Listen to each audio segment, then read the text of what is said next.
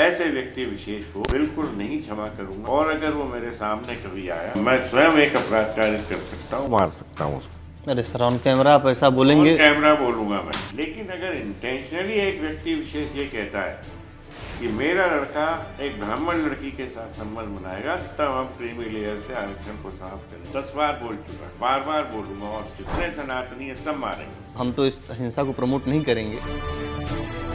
आप देखिए ना उठा के, वो तो मेरे को लगता है कि वो IAS तो क्या, वो एक बाबू बनने लायक नहीं है, चपरासी। ये सैनिक है। सर, आप तो वकील हैं, आपके हाथ में संविधान की ताकत है। ये संविधान का क्यों नहीं इस्तेमाल करते? अपराध है। इस अपराध पे सरकार को ध्यान देके केस रजिस्टर करना चाहिए। आप अंबेडकर जी को क्या मानते हैं? मैं अंबेडकर जी को कुछ नहीं मानता, न उन्हें महान मानता, न उन्हें संविधान निर्माता मानता, कुछ नहीं है। नथिंग फॉर मी। तो आप कैसे परिभाषित करेंगे अंबेडकर जी को? अंबेडकर जो नाम है ना, वो इस देश में विवाद का विषय है। मैं बताता हूँ, अंबेडकर ने स्वयं अपनी पुस्तक में लिखा है कि मैं इस संविधान से सहमत नहीं हूँ, मेरा मन करता है कि इस संविधान को मैं जला दूं। और अंबेडकर को तो अंबेडकर क्यों कहें हम? वो तो सकपाल है, सकपाल कहेंगे हम, अपना ब्राह्मण नाम नहीं देंगे। अंबेडकर स्वयं मूर्ति पूजा के विरुद्ध थे, उनकी प्रतिज्ञाओं में ही है ये। लेकिन आप अंबेडकर की मूर्तियां गली गली में, चौराहे पे, स्कूल में, मस्जिद में, मंदिर में, सब जगह लगाना चाहते हैं। क्यों लगा रहे हैं? नहीं सर, वो तो ये तर्क निकल करके आता है कि वो कोई ये नहीं बोलेगा कि आप मेरी पूजा करो। ये अपनी अपनी श्रद्धा है, ये अपनी अपनी आस्था है। अंबेडकर को संविधान निर्माता कब और कहाँ घोषित किया? ना तो सरकार के पास इसका कोई प्रमाण है, न पार्लियामेंट के पास है। केवल कह देंगे वहां से संविधान निर्माता बड़ी बन जाए। आप VN राव की बात कर रहे हैं। एक वर्ग है जो आरक्षण का दोषी अंबेडकर को मानता है, बोल रहे हैं कि VN राव जी ने संविधान की संरचना की, तो इसका दोषी VN राव जी को भी तो माना जा सकता है। संविधान में ये प्रावधान कहीं भी नहीं है कि जात बिरादरी के आधार पर आरक्षण दिया जाए। संविधान ने ये कहा कि आप रिलैक्स कर सकते हो कंडीशन। लेकिन सर, उसी रिलैक्सेशन को पॉलिटिकल पार्टीज ने आगे चल करके बढ़ाते चले गए, और आज जी उनने अभी देखिए आप MP में भी कहा तो सर अंबेडकर जी ने भी था कि ये टेम्परेरी व्यवस्था है, इसको आगे चल के। एक्चुअली अंबेडकर तो केवल महार जो जनजाति थी, SC कैटेगरी की, वही महाराष्ट्र की, उसको प्रमोट करना चाहते थे कि भेदभाव है हमारे। हाँ है भेदभाव, हमें तो कहीं नहीं दिखता भेदभाव। अपन कहते हैं ना बैकवर्ड है, गरीब है, पिछड़ा हुआ है, हर जात में, उसमें नहीं है। ब्राह्मण में नहीं है, या क्षत्रिय में नहीं है, वैश्य में नहीं है, कायस्थ में नहीं है, किस बिरादरी? कई जगहों पे शादी होती है और दलित अभी घोड़ी नहीं चढ़ करके अपने शादी में जा सकते। दलितों के साथ में कई प्रकार के शोषण हो रहे हैं। अंबेडकर ने भी एक ब्राह्मण कन्या से शादी। अगर ब्राह्मण कन्या आरक्षण का मुद्दा है कि हम उससे शादी कर लेंगे, तो फिर अंबेडकर को आरक्षण लागू ही नहीं करना चाहिए। मैं नहीं मानता कि कभी हमने कोई भेदभाव किया, या हमने इनके साथ कोई अत्याचार किया, या हमारे पूर्वजों ने किया। अगर हमारे पूर्वज अत्याचार कर रहे होते तो अंबेडकर भी छूटे बूटे न होते। अपने वो नीला कबूतर और वो सब जो कह दिया। नीला कबूतर कहाँ से आया? ये नीला नाम किसने दिया? उनने खुद पैदा किया ना ये नैरेटिव। कहाँ उस नीले कबूतर को खत्म ही कर देंगे? कहाँ उस नीले कबूतर को खत्म ही कर देंगे? सर, कल को पाकिस्तान बोलेगा कि भगवा इंडिया का कुछ, तो मतलब सर ये तो मामला गड़बड़ हो जाएगा। भगवा हमारा सनातनी है, अगर पाकिस्तान एडॉप्ट करता है तो हम बड़े हर्ष के साथ स्वागत करेंगे। सनातन को स्वीकार कर रहा है तो पाकिस्तान को सनातनी घोषित कर देंगे। अनिल मिश्रा स्वयं एक सवर्ण है, इसलिए वो अपने जाति की वकालत करते हैं। नमस्कार दोस्तों, आप देख रहे हैं विस्तार डिजिटल। मैं हूं प्रत्यक्ष दुबे, और आज हमारे साथ ऐसे जाने माने शख्सियत हैं। अब शख्सियत के बारे में बोलूं, या फिर उनकी ख्याति के बारे में बोलूं, या फिर जो आप पसंद कर रहे हैं लगातार कमेंट करना, लाइक करना, डिसलाइक करना। कमेंट्स में आप कई बार प्यार भी दे रहे हैं, और कई बार ऐसा भी हो रहा है कि आप बहुत ज़्यादा नकार भी रहे हैं। आप एक होता है ना डिस्कोर्स, आप अपना वो भी प्रकट कर रहे हैं। तो सबसे पहले मैं आपको मिलवाना चाहूँगा ग्वालियर हाई कोर्ट के बहुप्रचलित वकील और लगातार अपने बातों से विवाद में रहने वाले। सर, सवाल से ही शुरू करेंगे क्योंकि नाम आपका हर जगह प्रचलित है। और सबसे पहला सवाल मेरा यही रहेगा, मैं ये सोच भी रहा था कि लगातार कमेंट सेक्शन में आ रहा था कि अगर आपके दिमाग में, आपके सामने एक सवाल आता है अंबेडकर, तो आप कैसे परिभाषित करेंगे अंबेडकर जी को? अंबेडकर जो नाम है ना, वो इस देश में विवाद का विषय है, जो मेरा मत है और अधिकांश लोगों की मान्यता है कि अंबेडकर नाम ही विवाद है। अंबेडकर नाम में बहुत बड़ा विवाद छुपा है, क्योंकि अंबेडकर को एक संविधान निर्माता के रूप में नैरेटिव सेट किया गया, प्रस्तुत किया गया, जबकि nothing has been done by the Ambedkar, not even a single article has been written by him.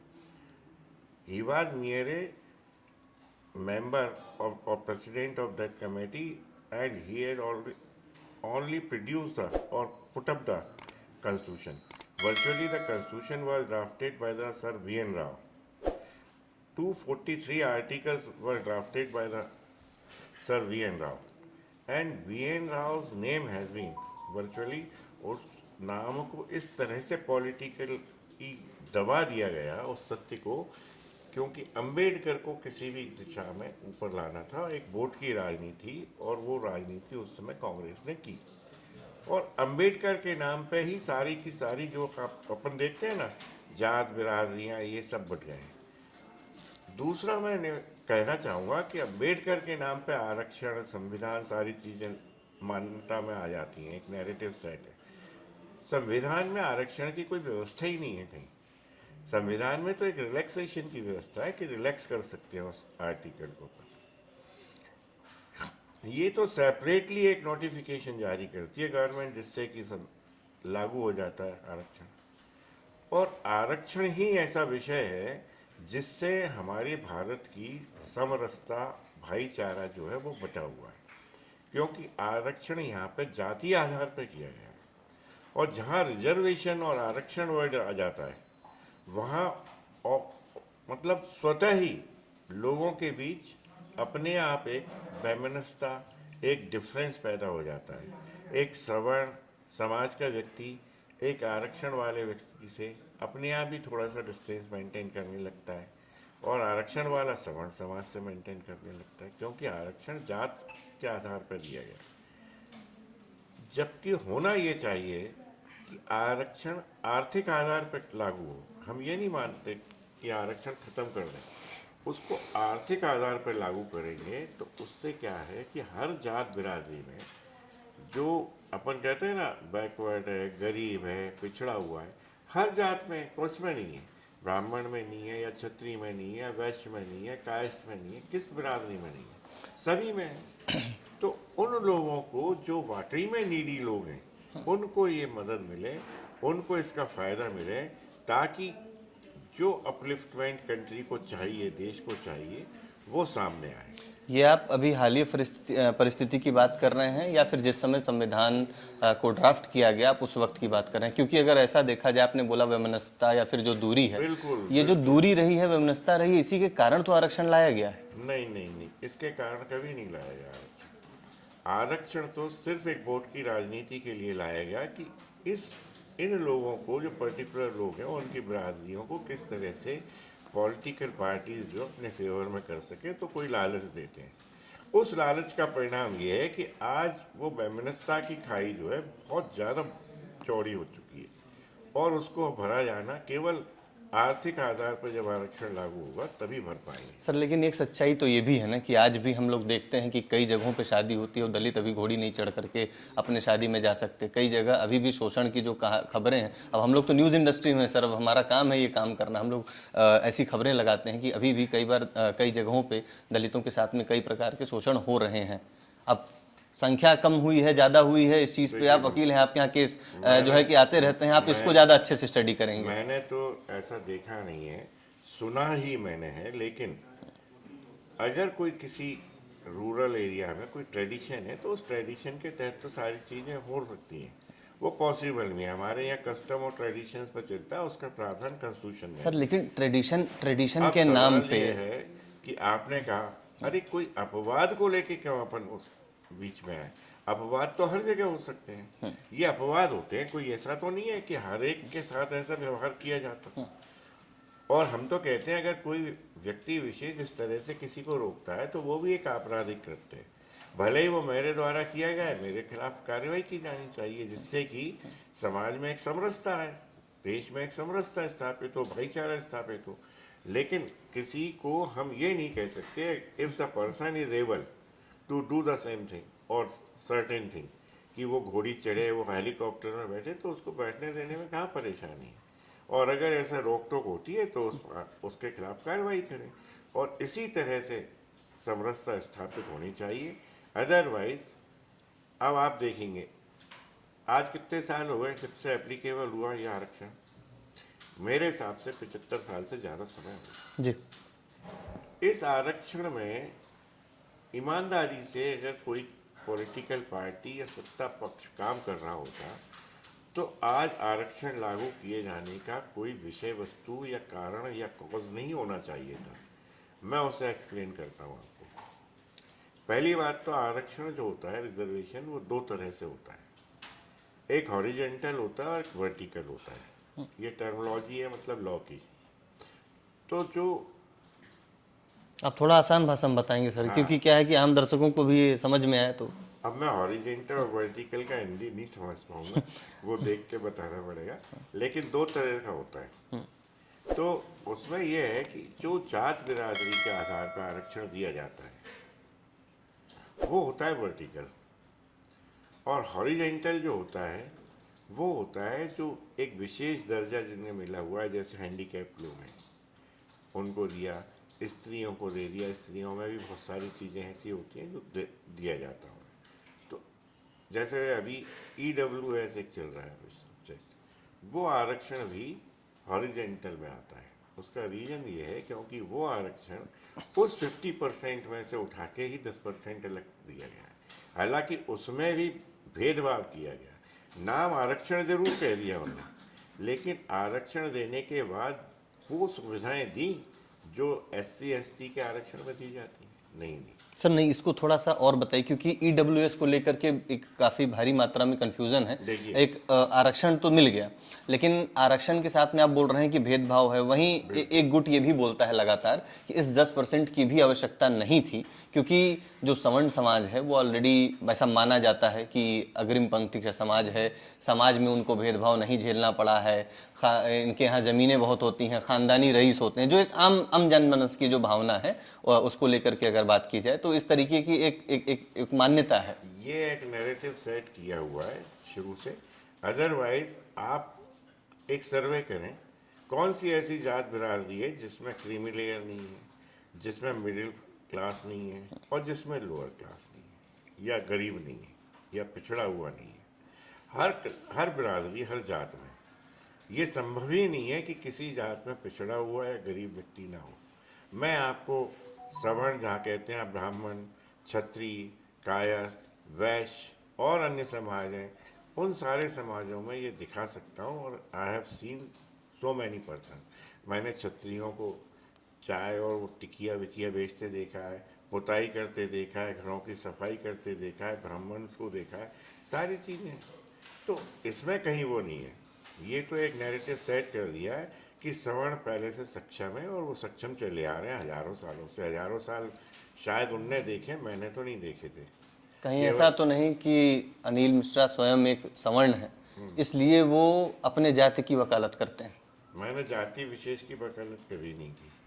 मैंने तो भारत के हर नागरिक की वकालत की है। मैं चाहता हूँ कि भारत देश जो लगातार 47 से आज तक हम हमेशा ये देखते हैं प्रगतिशील है जी। अरे वो प्रगतिशील पे कहीं फुल स्टॉप लगेगा या नहीं? हम कब प्रगति कर पाएंगे? और प्रगति क्यों नहीं हो रही? उसका मेन रीज़न ये है कि हमारे यहाँ जो प्रतिभाएं हैं। सर उसका मेन रीज़न ये भी तो है कि भेदभाव है हमारे यहाँ। कहाँ है भेदभाव? हमें तो कहीं नहीं दिखता भेदभाव। बताए ना कहाँ है भेदभाव। अगर आप एक बात बताएं, चलो हमने आज ये पहले हमारे वो जो हम बता रहे थे उसको जी कि अगर आरक्षण को ईमानदारी से लागू किया गया होता तो अभी तक कोई भी आरक्षण के लिए पात्र व्यक्ति नहीं बचता। अब मैं उसका सबसे पहले एग्जाम्पल दूं। जब प्रथम 10 वर्ष के लिए आरक्षण लागू हुआ उस समय सेंसस जो था, जनगणना जो थी, वो इंडिया की 37 करोड़ थी जी। 37 करोड़ में जितना परसेंट, वो शायद 37 था, 37% अगर आरक्षण लागू किया 10 वर्ष बाद गवर्नमेंट वॉज ड्यूटी बाउंड उसका विश्लेषण करती, ये देखती कि कितने लोगों को उन आरक्षित वर्ग में से हमने इन 10 सालों में फ़ायदा दिया, और जिनको हमने फ़ायदा दे दिया उन्हें आप फिर एक सेपरेट क्लास में ले आते, उनको आरक्षित की श्रेणी से हटाना चाहिए था। आप स्वयं क्रीमी लेयर के सिद्धांत को कितना मानते हैं, और क्या क्रीमी लेयर एक इफेक्टिव तरीका था या है जिससे आरक्षण को एक जो लोग जरूरी, जिनको सच में आवश्यकता है आरक्षण की, उन तक पहुंचाया जा सके?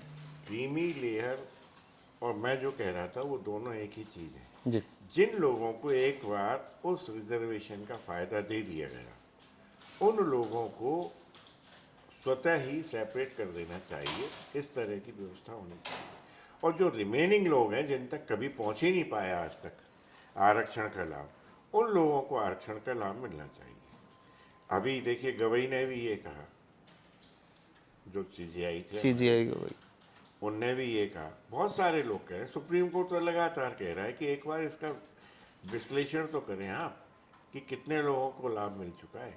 और यही अगर प्रथा चलती रहती, यही सिस्टम चलता रहता कि हर 10 साल में हम इसका विश्लेषण करते, तो आज शायद बचता ही नहीं आरक्षण की नहीं सर, जरूरत। लेकिन इसमें एक जो बड़ा एक प्रोमिनेंट जो डिबेट का एक मुद्दा निकल करके आता है, जिन्हें आरक्षण पहले से मिल चुका है उनके लिए, कि हमें आरक्षण मिल गया है, चलो हम आर्थिक रूप से अब संबल है, हम चीज़ों को अफोर्ड कर सकते हैं, पैसा है हमारे पास, लेकिन सामाजिक स्वीकार्यता जो है वो अभी भी नहीं मिली है। अब जैसे अगर ऐसा ही है तो एक बयान अभी हाल फिलहाल में एक IAS हैं संतोष वर्मा जी, उनका निकल करके आया है कि अगर जिस दिन, मैं तो अब उस बयान का ना हम समर्थन करते हैं, और विरोध तो जाहिर सी बात है उसका पूरा देश कर रहा है, तो अब उस पर टिप्पणी करना आपसे सुनना ज़्यादा चाहूँगा मैं। लेकिन जो एक बयान निकल करके आया है कि जो ब्राह्मण हैं वो अपनी कन्याओं के साथ एक होता है कि मतलब बोलना भी एक तरह से शर्म की बात है मैं उस आपको चीज़ को। बताऊं, जी कहीं भी जहाँ पे अफेयर्स में और मैरिज में जो बच्चे अफेयर में आते हैं, चाहे वो किसी कास्ट के हों, वहाँ तक तो कोई रोक नहीं है। संविधान ने उन्हें राइट दे रखा है, पालेंगे तो करते हैं और कर रहे हैं लगातार। और ये तो अम्बेडकर के ज़माने से ही चल रहा है। अम्बेडकर ने भी एक ब्राह्मण कन्या से शादी की थी। अगर ब्राह्मण कन्या आरक्षण का मुद्दा है कि हम उससे शादी कर लेंगे, तो फिर अम्बेडकर को आरक्षण लागू ही नहीं करना चाहिए था। पहला बात। दूसरी बात ये कि जहाँ सर, तक सवाल फैक्चुअली है, लेकिन इस बात में डिबेट है ब्राह्मण कन्या से शादी करने। हाँ की थी ना हमने, ये तो वो भी मानते हैं खुद। उसने खुद कहा ना IAS ने कि हमें हमारे लड़के को ब्राह्मण कन्या दो, उससे हमारे लड़के से संबंध बनाए वो, तब हम विचार करेंगे आरक्षण को खत्म करें क्रीमी लेयर से। क्रीमी लेयर से, वो भी बाकी से नहीं। अब मैं ये खुद आपसे पूछना चाहता हूँ, ऐसी कौन सी जात या बिरादरी है भारत में जो दूसरी जात बिरादरी में अपने बच्चों को, लड़के को या लड़की को, जो बेटी और रोटी का रिश्ता है वो रखना चाहती है? कोई नहीं है। उसका सबसे पहला उदाहरण मैं बताऊं, वो एक बेचारी लड़की है घावरी, जी वो वाल्मीकि समाज से आती है, basically she is from Indore, और वो शायद आजकल स्विट्जरलैंड है। मेरी भी उससे बात हुई है। उस लड़की से क्यों नहीं शादी कर पाया जो सांसद है आज? उसने भी एक ब्राह्मणों का नाम ले रखा है, रावण। वो रावण, मैं वही पूछ रहा था, आप चंद्रशेखर रावण की तरफ इशारा कर रहे हैं। हाँ, तो कहने का आशय ये, उस लड़की से शादी करने में उसे क्या आपत्ति थी? वो जाटव समाज से, वो वाल्मीकि से। अगर आप बेटी बोटी का रिश्ता रखना चाहते हो तो सभी लोग रखें ना। आप नहीं चाहते। अभी तो वो तो एक पहले से सर शादीशुदा नहीं था उस समय, पहले से नहीं था। दूसरी चीज़, अभी कई एग्जाम्पल मेरे सामने तो हजारों आते रहे। कोर्ट में आते हैं, हम लोग लगाते हैं हैबियस कॉर्पस लगाते हैं, बच्चे भाग जाते हैं, लड़कियां भाग जाती हैं, बहुत सारे केस होते हैं। अभी हमने मुश्किल से 5 दिन पहले ही देखा था न्यायालय में, उच्च न्यायालय में, वो भी डिवीजन में इनका, एक रजक मीन धोबी जी और एक जाटव का लड़का। जी तो रजक की लड़की अगर शादी करके भाग गई, लव अफेयर की शादी कर ली जाटव के लड़की से, तो रजक को इसमें आपत्ति क्यों थी? उसने कोर्ट में उसके बाप ने कहा और माँ ने कि नहीं साहब, हमारे बीच रोटी बेटी का रिश्ता नहीं हो सकता। हम जाटवों में अपनी लड़की नहीं दे सकते, ना उनकी ले सकते। जाटव क्यों नहीं वाल्मीकि से शादी करते? आप किसी भी जाटव से पूछ के देखेंगे, वो मना कर देगा। तो ये हमारे भारत का कल्चर और ट्रेडिशन है, इसमें क्यों इंटरफियर करना चाहते हैं? हम वैसे ही बहुत समरसता में जीते आए हैं हजारों लाखों सालों से, और आप उसको आज बिगाड़ना चाहते हैं, उसको उल्टा करना चाहते हैं कि साहब 3000 5000 साल से हम कष्ट झेल रहे हैं। हमें तो समझ में नहीं आया कौन से कष्ट हैं, ना हमने देखे। अगर कष्ट झेल रहे होते तो सबसे बड़ी चीज़ ये बता दो, अम्बेडकर जो थे इनके, जो इनको पिता मानते हैं, भगवान मानते हैं, वो कहाँ से सूट बूट टाई आप लगा क्या के आ मानते जाए? हैं? मैं नहीं मानता कि कभी हमने कोई भेदभाव किया या हमने इनके साथ कोई अत्याचार किया या हमारे पूर्वजों ने किया। आप अंबेडकर जी को क्या मानते मैं अम्बेडकर जी को कुछ नहीं मानता, एक व्यक्तिगत मानता हूँ और कुछ नहीं मानता। ना उन्हें महान मानता, ना उन्हें संविधान निर्माता मानता, कुछ नहीं है। He is nothing for me as well as for each and every savarna and sanatani. वो कुछ नहीं, नथिंग। उसने, आप ये बताइए, अम्बेडकर ने किसी भी आंदोलन में, स्वतंत्रता संग्राम में कौन सा पार्टिसिपेट किया? वो लॉयर थे, बैरिस्टर थे, उनने कौन से, किसका केस लड़ा आज तक? कोई केस का एग्जाम्पल है आप? एक आर्टिकल बता दें अम्बेडकर ने किस आर्टिकल की रचना की? मैं चैलेंज करता हूँ इसको, और मैंने हजारों बार सबको चैलेंज किया है कि डिबेट करें आके मुझसे। मैं बताता हूँ, अम्बेडकर ने स्वयं अपनी पुस्तक में लिखा है कि मैं इस संविधान से सहमत नहीं हूँ, मेरा मन करता है कि इस संविधान को मैं जला दूँ। अब इससे ज़्यादा और क्या चाहिए? अम्बेडकर का नैरेटिव चलता रहेगा क्या? और अम्बेडकर को तो अम्बेडकर क्यों कहें हम? वो तो सकपाल है, सकपाल कहेंगे हम, अपना ब्राह्मण नाम नहीं देंगे उसे, बिल्कुल नहीं देंगे।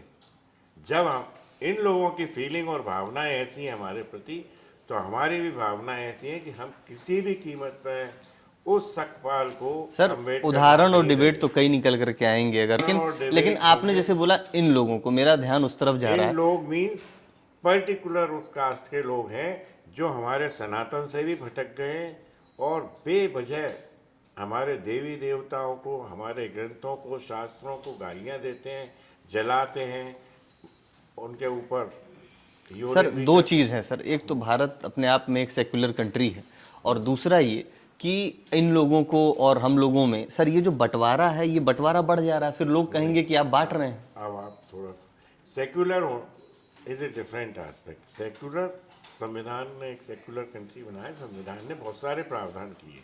जी। संविधान ने सनातन का भी प्रावधान किया, सिखों को भी राइट दिए, मोमडन्स को भी राइट दिए, सारे राइट दिए। मोमडन ने कभी हमारे यहाँ मंदिरों में आके मूर्तियाँ नहीं तोड़ी, सनातनों का कभी विरोध नहीं किया, मंदिरों का, हमारे ग्रंथों का, हमारे मनुस्मृति का विरोध नहीं किया, न जलाया। यही पर्टिकुलर कास्ट क्यों ऐसा करती है? क्या ये बौद्ध को जानते हैं? ये बौद्ध अनुयायी नहीं है। हम तो बौद्ध भी सनातनी है मान के चलते हैं ना, और बौद्ध खुद मानते हैं कि सनातन का पार्ट है। जी। ये तो बौद्ध भी नहीं है, ये तो एक जो नैरेटिव सेट हुआ कि वो बाबा जो थे सकपाल, उनका एक नया बुद्धवाद चल पड़ा, वो उसके बुद्धवाद के अनुयायी हैं, और उसके बुद्धवाद के भी अनुयायी होते तो उनका कहना था, अम्बेडकर को भी ये फॉलो करते कि अम्बेडकर स्वयं मूर्ति पूजा के विरुद्ध थे, उनकी प्रतिज्ञाओं में ही है ये। लेकिन आप अम्बेडकर की मूर्तियाँ गली गली में, चौराहे पे, स्कूल में, मस्जिद में, मंदिर में, सब जगह लगाना चाहते हैं। क्यों लगा रहे हैं? नहीं सर, वो तो ये तर्क निकल करके आता है कि वो कोई ये नहीं बोलेगा कि आप मेरी पूजा करो, ये अपनी अपनी श्रद्धा है, ये अपनी अपनी आस्था है। नहीं, अगर कोई, मैं मान लीजिए किसी चीज़ का विरोधी हूँ, तो मेरे को अगर फॉलो करने वाले लोग हैं तो मेरी पसंद का कार्य करेंगे, ना कि मेरे अगेंस्ट काम करेंगे। ये लोग अगेंस्ट करते हैं। दूसरी चीज़ ये कि अम्बेडकर को संविधान निर्माता कब और कहाँ घोषित किया? ना तो सरकार के पास इसका कोई प्रमाण है, ना पार्लियामेंट के पास है। केवल कह देने मात्र से संविधान निर्माता थोड़ी बन जाएगा। मैं इसीलिए इस विषय पे डिबेट हो रही है और कंटिन्यू होती रहेगी। आज जो पुण्यात्मा सर हमारे वीएन राव साहब की थी, उनने जो कॉन्स्टिट्यूशन, संविधान की संरचना की, उनने वर्मा का संविधान भी लिखा। वो 52 में अपना जो इंटरनेशनल जी, आप वीएन राव की बात कर रहे हैं। हाँ। और अगर आप जैसे कि आज के समय में आरक्षण क्या एक वर्ग है जो आरक्षण का दोषी अंबेडकर को मानता है, आप अब बोल रहे हैं कि वीएन राव जी ने संविधान की संरचना की, तो इसका दोषी वी एन राव जी को भी तो माना जा सकता है। नहीं, बी.एन. राव का इंटेंशन कभी ये नहीं था। मैंने शुरू में ही कहा था, संविधान में ये प्रावधान कहीं भी नहीं है कि जात बिरादरी के आधार पर आरक्षण दिया जाए। संविधान ने ये कहा कि आप रिलैक्स कर सकते हो कंडीशन। लेकिन सर उसी रिलैक्सेशन को पॉलिटिकल पार्टीज ने आगे चल इनकैश करके किया, बढ़ाते इनकैश चले किया, गए और आज इनकैश किया जी। उनने। अभी देखिए आप, एमपी में भी इनकैश तो होने कहा लगा। तो सर अंबेडकर जी ने भी था कि ये टेम्परेरी व्यवस्था है, इसको आगे चल के वर्चुअली अंबेडकर तो केवल महार जो जाति थी एससी कैटेगरी जी। की, वो भी महाराष्ट्र की, उसको प्रमोट करना चाहते थे। बाकी के लिए थोड़ी एग्री थे। वो तो महार थे और उनको बड़ौदा जो राजघराना था उसने उनकी एजुकेशन कराई थी। एक ब्राह्मण जो टीचर थे उनने अपना नाम दिया, उनको पढ़ाया लिखाया। अब एक बार बताइए, अगर हमारे पूर्वज अत्याचार कर रहे होते तो अंबेडकर भी सूटेड बूटेड ना होते, उनके पिता भी सूटेड बूटेड ना होते। वो तो सूबेदार थे अंग्रेजों की फौज में। तो सारी व्यवस्थाएं तो थी। कैसे विदेशों में पढ़ने चले गए आप, कैसे कैसे कार्य। एक और उनका फर्जी काम चलता है साहब, 32 डिग्रियां थी उनके। भाई 32 डिग्री मेरे हिसाब से तो एक व्यक्ति अपने पूरे जीवन में कर ही नहीं सकता। अगर आप टाइम कैलकुलेट करेंगे तो 32 डिग्री तो कोई नहीं कर सकता। और हम कहते हैं आप 32 डिग्री एक बार दिखा तो दो, कहने भर से क्या होगा कि 32 डिग्रियां हैं। हमने बहुत बार पूछा भाई कौन सी डिग्रियां, दिखा दो एक बार। तो होंगी निश्चित डिग्री की हैं, तो वो तो बल्कि उसमें फ्रेम में लगा के सजा के रखनी चाहिए उन्हें म्यूजियम में, लेकिन वो नहीं मिलता कहीं रिकॉर्ड कि 32 कौन सी हैं। तो ये सब सर ये जिस तरीके से आप अपनी बात रख रहे हैं, आपका जो दृष्टिकोण है, इस चीज़ को अगर समझना और जानना हो, तो तथ्यों को अगर परखना हो, तो आप कोई एक किताब बता दीजिए जिसको आप रिकमेंड करना चाहें, जिससे जो आज की जनरेशन है उसको। एक काम करें जी। जो कॉन्स्टिट्यूशन जी। Drafted by B N. राव है, वो हमारे पार्लियामेंट में भी है और वहाँ पर एक दिल्ली में जो पुस्तकालय उसमें भी है। उसकी आप एक सर्टिफाइड कॉपी ले लीजिए, उस आपको साफ मालूम चल जाएगा। उसके ऊपर ही फ्रंट पेज पे ही लिखा है, drafted bye sir BN. Rao, और उसको गवर्नमेंट ने ऑथराइज किया। ये तो 46 में अपॉइंट हो गए थे, ये 47 में जब वो ड्राफ्ट कर चुके थे तब इनका अपॉइंटमेंट हुआ था। 47 में संविधान जो सभा थी उसमें अम्बेडकर का। तो कहने का आशय ये कुछ नहीं, हमने तो सब कुछ दिया ही है। हम इतने दयावान होते थे और हैं आज भी कि हम अपना सरनेम भी दे देते हैं और आज भी यूज कर रहे हैं हमारे सरनेम। देख लीजिए किस कास्ट का यूज। तो सर सनातन में तो एक और उदाहरण निकल करके आता है ना सर, कि कर्म से, अगर हमारा कर्म जो है वो हमारी जाति निर्धारित कर सकता है। तो अगर वो उन्होंने बहुत ढेर सारी शिक्षा ली और शिक्षा लेने के बाद अगर वो पढ़ा रहे हैं, तो क्या उन्हें ब्राह्मण जो जाति है, जो टाइटल है, सब टाइटल है, क्या ये लगाने का अधिकार मिलता है या नहीं मिलता? आप सनातन टाइटल तो they are still using since long back. हर कास्ट का, क्षत्रिय का भी लगा रहे हैं, वैश्य का भी लगा रहे हैं, ब्राह्मण का भी लगा रहे हैं। किसने विरोध किया आज तक, या कौन सा ऐसा लिटिगेशन हुआ? आप बताएं ना, कोई नहीं हुआ, कभी विवाद नहीं हुआ। They are still using. विवाद कहाँ होता है? जैसे वो दी देन हमारे चीफ जस्टिस थे मध्य प्रदेश के, उनके बच्चे पढ़े लिखे थे, तो उनने कहा मेरे घर में भी ब्राह्मण बहू हैं, तो हमने विवाद किया क्या? नहीं किया ना। इसी तरह से सबके साथ में एक सामाजिक समरसता अपने आप आ रही है। लेकिन अगर इंटेंशनली एक व्यक्ति विशेष ये कहता है कि मेरा लड़का एक ब्राह्मण लड़की के साथ संबंध बनाएगा, तब हम क्रीमी लेयर से आरक्षण को समाप्त करेंगे, तो ऐसे व्यक्ति विशेष को मैं पर्सनली बिल्कुल नहीं क्षमा करूंगा।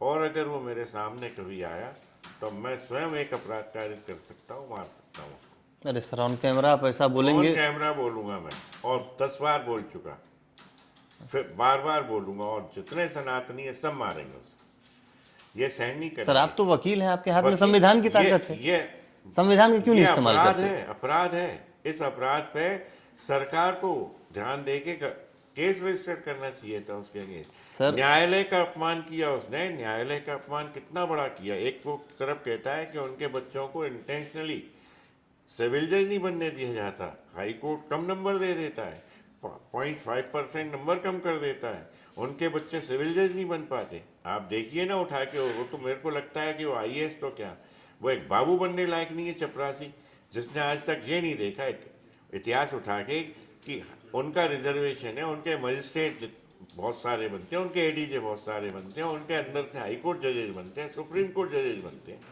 कैसी बात कर रहा है वो, उसको बिल्कुल नहीं है। और ये एक न्यायालय की अवमानना है, न्यायालय की गरिमा के अगेंस्ट बात की है। इस पे भी शासन को, प्रशासन को ध्यान दे के उसके विरुद्ध कार्रवाई करनी चाहिए थी। आपने देखा सर उसका कार्रवाई करनी चाहिए थी, लेकिन मतलब हम तो इस हिंसा को प्रमोट नहीं करेंगे। और आप खासकर से आपको सर एस्पायरिंग वकील देख रहे होंगे, तो क्या जिन्हें होगा? पता है कि संवैधानिक वकील- तरीके से हम वकील न्याय लिया बाद जा में, सकता है। हम जी, वकील बाद में, जी। इस भारत के नागरिक पहले हैं, और हम इस भारत में सामरिक समरसता लाते हैं। ऐसे व्यक्ति विशेषों को रहने का अधिकार नहीं है जो हमारे जात बिरादरियों में आपस में वैमनस्यता और लड़ाई करा रहे हैं। कैसे रहने देंगे ऐसे व्यक्तियों को? बिल्कुल नहीं रहने देंगे। सर आपके बारे में भी तो यही कहा जाता है। मैं क्या कर रहा हूँ? मैंने तो नहीं कहा कि मैं ब्राह्मण हूँ तो ब्राह्मणों को प्रमोट करना चाहता हूँ। मैं तो सब सनातनियों की बात करता हूँ। सनातनियों में जाटव भी आते हैं, आप गलत बात मत सोचें। जी, बहुत सारे जाटव हैं जो मेरे संपर्क में है, मेरे फॉलोअर हैं। और मैं आपको बता दूं, एक सरदार दिनेश सिंह जी हैं, LLM, आपने सुना होगा, BN राव पे अक्सर बोलते हैं। वो स्वयं भी पहले जाटव थे, बाद में उन्होंने सिख धर्म एडॉप्ट किया। वो कितना अच्छी व्याख्या करते हैं सर BN राव के बारे में। बहुत सारे हैं हमारे यहाँ, गोपी लाल जी हैं ग्वालियर में, वो बिल्कुल नहीं मानते इन चीज़ों को। अरे क्या मतलब है? आप एक माइंड मेकअप करके, ब्रेन वॉश करके चलेंगे तो उससे तो काम चलेगा नहीं। हमने तो नहीं कहा कि हम अगर ब्राह्मण हैं तो हम ब्राह्मणों को प्रमोट लेकिन सर करेंगे। आपने ये नहीं कहा, आपने वो नीला कबूतर और वो सब जो नीला कह दिया। कबूतर, नीला कबूतर कहाँ से आया? ये नीला नाम किसने दिया? उनने खुद पैदा किया ना ये नैरेटिव। तो हम उस नीले कबूतर को खत्म ही कर देंगे ना। क्यों नहीं करेंगे? क्या नीला उनका बपौती है क्या? सबके लिए है नीला, पूरे। अब सर कल को पाकिस्तान बोलेगा कि भगवा इंडिया का कुछ, तो मतलब सर ये तो मामला गड़बड़ हो जाएगा। भगवा हमारा सनातनी है, अगर पाकिस्तान एडॉप्ट करता है तो हम बड़े हर्ष के साथ स्वागत करेंगे। सनातन को स्वीकार कर रहा है वो। तो पाकिस्तान को सनातनी घोषित कर देंगे। अरे 100%। हम तो अपने साथ पढ़ाएंगे उन्हें बिठा के, अपने अपने यहाँ पे जो मंदिर है हमारे, जो हमारे विद्यालय हैं उनमें, अगर वो भगवा धारण करते हैं तो हम उन्हें इनवाइट करते हैं, आए, हम उनको ज्ञान देते हैं अपने शास्त्रों का। कैसी बात करते हैं? हम उनको एडॉप्ट कर लेंगे। सर हमारे यहाँ तो सनातन में एक बहुत अच्छी चीज़ है, अगर कोई मोमडन है, क्रिश्चियन है और किसी बिरादरी का है, उसे अगर सनातन एडॉप्ट करना है तो हमारे यहाँ गंगा मैया का एक बूंद जल हथेली पे रखते हैं और संकल्प कराते हैं, कहते हैं आज से मैं सनातनी हूँ, हम उसे सनातन में मान लेते हैं और वो आगे चलने लगता है। तो हमारे यहाँ तो बहुत अच्छा है, बहुत ईजी है, कहीं कोई कठिन नहीं है, क्लिष्ट नहीं है। इसे ही सर घर वापसी कहा गया है। बिल्कुल, घर वापसी होना भी चाहिए। ये हिंदुस्तान हिंदू राष्ट्र ही रहना चाहिए, सनातन राष्ट्र होना चाहिए।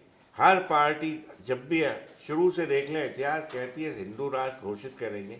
कौन ने आज तक कर दिया? वोट की राजनीति ऐसी है, खतरनाक। लेकिन सर फिर सेक्युलरिज्म कैसे बचेगा सर? सेक्युलरिज्म, सेक्युलर का मतलब ये है, इस कंट्री में हमने किसी मोमडन को जबरन तो नहीं कहा। कभी कहा क्या ऐसा केस आपने देखा कि तू चल हिंदू बन, इसके पीछे हमने मारकाट की हो? नहीं की ना। हमने किसी बौद्ध को कहा, हमने जैन को कहा, हमने क्रिश्चियन को कहा? नहीं कहा। सनातन सभी धर्म को समाहित करके चलता है, क्योंकि सभी धर्मों का जो बेस है और सर इतना नहीं कहा और घर वापसी बोल दिया, अब तो यही होगा ना, आप बोल रहे हैं वापस। ये सब घर वापसी होगी, स्वतः होगी, क्योंकि सबका जो बेस है, सबका जो आधार है वो सनातन ही है। सनातन से पुरातन कुछ नहीं है, ये अनादि है। यहाँ से यही नहीं पता कहाँ से चलता है और कहाँ खत्म होता है, इसका कोई अंत नहीं है। इसलिए इस सनातन में सारा ब्रह्मांड ही समाहित है, ये पृथ्वी नहीं। तो इसलिए आप ये दृष्टि से देखें इसे कि हम घर वापसी क्यों कहते हैं। हम इसलिए कहते हैं कि बहुत सारे मोमडन्स जो हैं बड़े अच्छे हमने देखे हैं, जो बहुत पवित्र हृदय के हैं, वो स्वतः कहते हैं कि हम लोग पहले से मोमडन नहीं थे।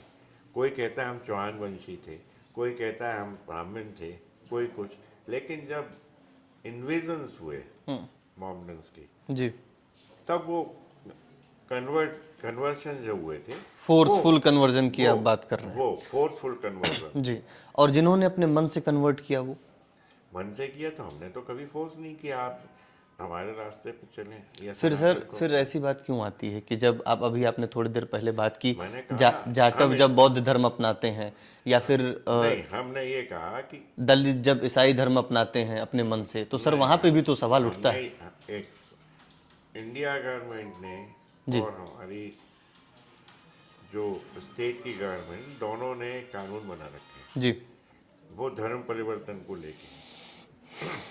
धर्म परिवर्तन अगर स्वतः, उसके लिए एक प्रोसीजर है। पहले उसमें एप्लीकेशन फाइल होती है डीएम के यहाँ। डीएम उस पर से वाकई में इंक्वायरी करता है कि ये किसी दबाव में तो नहीं है, किसी कारणवश लालच में तो नहीं किए जा रहे। तो DM was is duty bound to conduct the inquiry about this. मान लीजिए 100 लोगों की एक एप्लीकेशन गई डीएम के पास कि साहब ये 100 लोग धर्म परिवर्तित करना चाहते हैं, तो आप इसमें अनुमति प्रदान करें। ऐसा नहीं होता। अब एक लालच दिया, जैसे आपने उसकी बात की ईसाई धर्म की, तो आप देखिए छत्तीसगढ़ है, बहुत सारे ऐसे ट्राइबल एरिया हैं जी हाँ, जहाँ मिशनरीज खुली हुई हैं और सिर्फ लालच देखी ही उनका धर्म परिवर्तन कराया जाता है। तो वो तो बहुत सारे केसेस ऐसे सामने आते हैं। हम हाई कोर्ट में खुद लड़ते हैं, जमानतें कराने आते हैं लोग, बाद में आते हैं सर्टिफिकेट ले लेके, जी साहब हमें तो फलाना लालच दे दिया था, उनके अगेंस्ट एफआईआर होती है। बहुत सारे केस हैं ऐसे। सर आपके वीडियोस में एक कमेंट भी बड़ा प्रोमिनेंट आता है कि आप जो है कि इतनी वकालत करते हैं, ब्राह्मण हो सवर्ण हो उनकी, लेकिन सर आप इसमें से कितने लोग ऐसे हैं जिनका आप जो शुल्क है, जो गरीब ब्राह्मण या जो गरीब स्वर्ण है, उनको आप सर फीस में या फिर अपने वकालत आपकी जो एक चार्ज होता है उसमें आप मुआवजा देते हो या किस? देखिए मैं आपको बताऊं, मेरी वकालत हर बिरादरी और जात के लिए होती है। जी, मेरे पास मैक्सिमम केस जो है ना, ऐसे पुअर क्लास के आते हैं जिनमें जाटव भी हैं, वाल्मीकि भी हैं और अन्य बिरादरियाँ भी हैं, रजक भी हैं। मैं सर फ्री कितने ऑफ प्रो बोनो केस आप जो है? मैं प्रिवोनो बहुत सारे केस करता हूँ। बल्कि एक तो इतना बड़ा केस किया था कि मुझे जाटव समाज ग्वालियर में आके, मेरे घर पे ऑफिस में आके मुझे सम्मानित किया। एक लड़की थी माइनर, जी, प्रियंका, वो केस आज भी पेंडिंग है ट्रायल में। उसके साथ जो रैप कमिट होता है, उसकी कार्रवाई मैंने की। उसको पुलिस ने भी उसको कुछ नहीं किया, ना एफआईआर की। उसके लिए मैंने सीबीआई ने वो इन्वेस्टिगेशन कंडक्ट किया था और वो केस आज भी पेंडिंग है। मैंने तो फ्री ऑफ कॉस्ट किया। आप इंटरव्यू लें, उसके इंटरव्यू तो हैं उस समय जी, के, उसके पिता के भी हैं। तो ऐसे बहुत से, अभी मैंने किया 5 दिन पहले मैंने एग्जाम्पल दिया। आप पूछ लीजिए जाके, मैंने एक सिंगल पेनी भी ली हो, मैं तो स्वयं के खर्चे से कर देता हूँ। बहुत सारे केस हैं ऐसे, और ब्राह्मण से नहीं, हर बिरादरी के केस हैं। और सबसे बड़ी खासियत ये, आपने कहा ब्राह्मण्स के और ऐसी बिरादरियों के केस तो बहुत रेयर आते हैं। या तो वो नौकरियों के होते हैं उनके केस, या किसी और चीज़ के। लेकिन इस तरह के जो मटेरियल केसेस हैं वो इन्हीं बिरादरियों से मेरे पास आते हैं। मैं बहुत अच्छे से उनको स्वागत करता हूँ, उनका काम पूरे तन मन धन से करता हूँ। सर आपने नौकरियों की बात की, और नौकरी में भी सर एक जो है कि क्रीमी लेयर का बीच में सिद्धांत है, और एक होता है ना कि नौकरी में भी आरक्षण या प्रमोशन में आरक्षण जिसको बोलते हैं। वो तो नहीं होना चाहिए, कभी नहीं होना चाहिए सर क्योंकि नहीं तो इसमें भी सर एक तर्क निकल करके आता है कि हमें ऑफिस में भी भेदभाव और ऐसी चीज़ें झेलने को मिलती हैं, इसलिए जो है अगर हम उच्च पद में रहेंगे तो फिर जो भेदभाव है इसको मॉनिटर कर पाएंगे, जो एक तर्क निकल करके आता है। आप इस पे क्या आप कहेंगे? मुझे एक चीज़ बताइए, जी। हमें वकालत करते लगभग 38 साल हो गए। जी, हमारे सामने हर बिरादरी के जजेज आए और आते हैं आज भी। ऐसा तो नहीं हुआ कि हमने उनके सामने नाक मुँह सिकोड़ के मना कर दी, नहीं इसके जाएंगे ही नहीं, ये तो फलानी बिरादरी। हम तो सबके साथ घुल मिल के काम करते हैं ना। बड़ा अच्छे जजमेंट होते हैं तो तारीफ भी करते हैं उनकी, और वहाँ कहते भी हैं कि साहब बहुत अच्छा आपने फैसला किया है। ये कहीं भी नहीं है, ये तो सब एक बेकार का नैरेटिव सेट कर दिया है। कौन सा अधिकारी, कौन सी पोस्ट ऐसी है इस भारतवर्ष में जो किसी पर्टिकुलर बिरादरी को या किसी रिजर्व कैटेगरी के व्यक्ति को नहीं मिली आज तक? देखिए हमारे राष्ट्रपति जी, ठीक, प्रथम नागरिक हैं। किसने आज तक उंगली उठाई? चलो पूरे भारत में बता दो आप, तो एक भी नागरिक नहीं ना। हमारे प्रधानमंत्री जी को लें, वो एक ओबीसी श्रेणी से आते हैं, स्वीकार किया ना हमने, हम नहीं जिताया ना उन्हें। हमारे गवई साहब थे अभी चीफ जस्टिस ऑफ इंडिया, किसने उन पर आपत्ति की? आप एक भी एग्जाम्पल दें। अगर ऐसा करना होता तो उसी समय कहते नहीं इन्हें सीजीआई नहीं बनाना चाहिए साहब, ये फलानी पर्टिकुलर बिरादरी के हैं, हमारा सवर्ण का बनेगा। किसी ने नहीं कहा, सुप्रीम कोर्ट के सिंगल जज ने नहीं किया, भारत के किसी वकील ने रोज नहीं किया। ये तो ये तो सब कैद साहब तो हमारे नौकरी और प्रमोशन में आरक्षण जो है नहीं होना वो चाहिए, गलत आप है, ऐसा नहीं बोलो। होना चाहिए, क्योंकि आरक्षण का मतलब था उसे एक बार लाभ दे दिया, अब वो अपनी मेहनत से एक सेम चले ना कैडर। दो कैडर क्यों बनाना चाहते हो आप नौकरी में? भाई दो पैरेलल पोस्ट हैं, मान लीजिए दो कलेक्टर आईएएस बनते हैं, जी। तो दोनों की पैरेलल कैडर चलना चाहिए। ये थोड़ी होना चाहिए कि एक रिजर्व कैडर प्रमोशन में अलग चलेगा और उसका अलग चलेगा। नो, सीनियरिटी लिस्ट एक ही प्रिवेल करनी चाहिए। अब आप एक सोचिए कि इसके लॉस क्या है जी। रिजर्वेशन के। आपने कभी ऐसा सीन देखा हो तो बताएं कि एक जाटव समाज, रजक समाज, वाल्मीकि समाज का व्यक्ति अपने समाज के व्यक्ति से कभी इलाज कराने गया? बताएं, एक हाथ आप बताएं एग्जाम्पल मुझे। सर इमरजेंसी में थोड़ी पूछते हैं कि नहीं कौन से जात के पूछते डॉक्टर बैठे हैं, नहीं, करा वो लेते हैं। हमेशा नहीं जाता। वो हमेशा जाता है जो सिटी के बहुत अच्छे डॉक्टर हैं, टॉप क्लास, उनके पास। वहाँ लाइन में भी लगता है, हम भी लगते हैं, वो भी फीस देता है, हम भी देते हैं।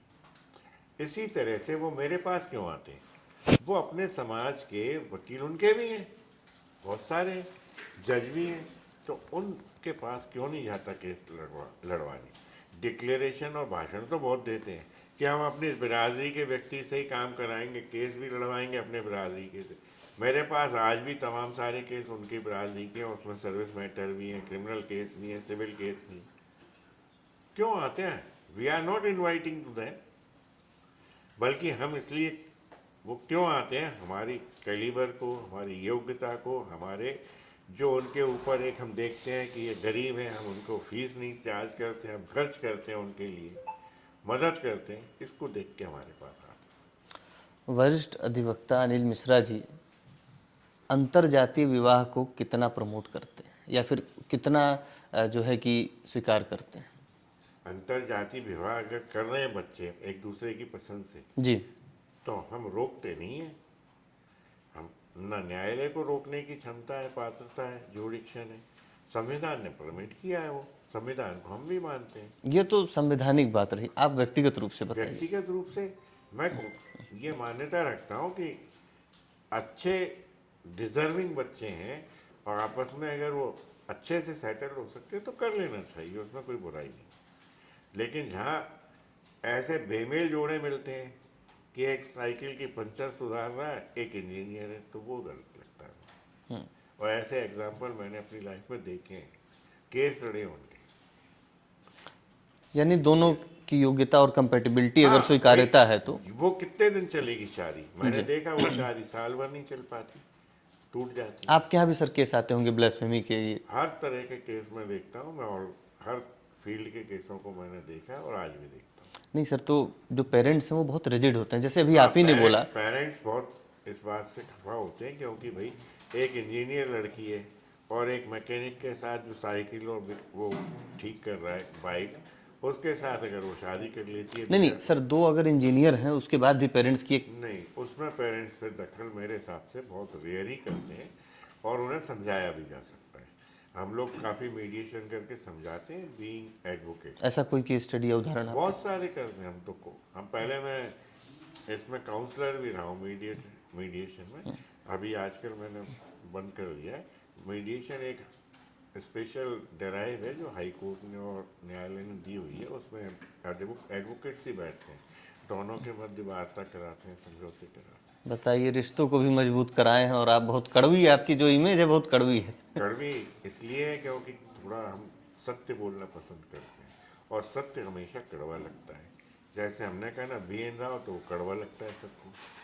हमने कहा सनातन, तो वो कड़वा लगेगा सबको। लेकिन सर, लोग डिसएग्री होते हैं तो आप नाराज हो जाते हैं, नहीं नहीं, हम कहीं नाराज। बड़ा उग्र बयान दे देते हैं। बयान उग्र इसलिए देते हैं, एक वकील हैं, हम बहस करने के आदी हैं, वहाँ पे भी उग्रता से बहस करनी पड़ती है ना हमें। हाँ तो हम वो चीज़, हमारा एक 40 साल से जो हैबिट बनी हुई है, उसको कैसे त्याग देंगे।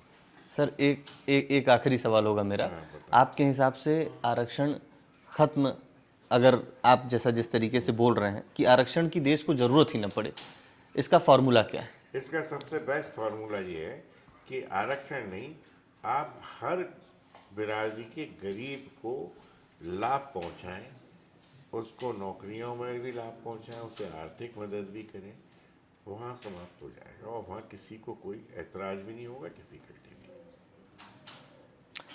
चलिए, तो ये थे हमारे साथ वरिष्ठ अधिवक्ता अनिल मिश्रा जी। आपने इनको सुना, और एग्री या डिसएग्री आप जो भी करते हैं, आप कमेंट सेक्शन में ज़रूर लिख करके बताएं। हमने ट्रांसपेरेंट तरीके से जितने भी सवाल थे, जितने भी सवाल तैर रहे थे सोशल मीडिया में या अखबारों के थ्रू, जितने भी सवाल हमारे पास आ रहे थे, वो सारे सवालों को हमने पूछने की कोशिश की है, इनका वर्जन जानने की कोशिश की है।